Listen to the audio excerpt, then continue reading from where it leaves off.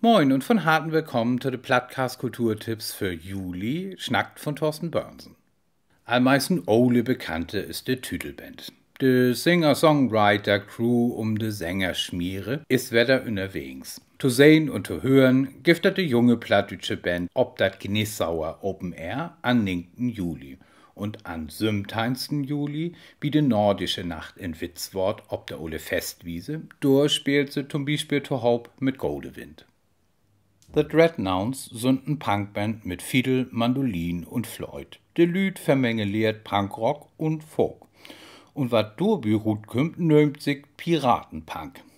All dat erste Album Legends Never Die von düsse Band ut Vancouver het düchtig inslohn. Ordentlich kavum sit ook achter ihr Bühnenshow. Anhören und kicken kannst du die dat am 21. Juli in der Schaubude in Kiel und am 22. Juli in Hohenklang in Hamburg. Eine besondere Mischung gibt es am 13. Juli in Hamburger Stadtpark zu beluren.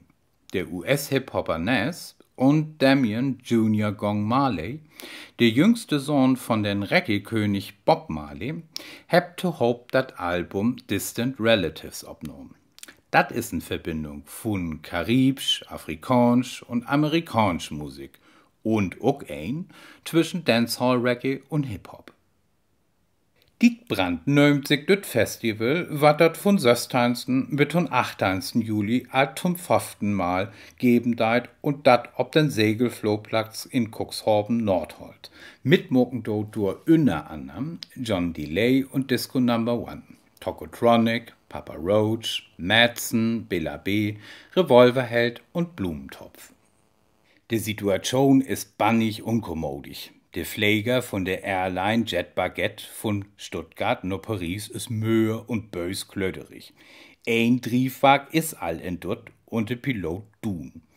Damit der Lüd nicht hibbelig ward, stellt der drei Stewardessen ein gewaltigen Programm zu unterholen und beruhigen ob de Bein. Sie jazzt und swingt, wat dat tüchelt und dat eins rund um de Beatles.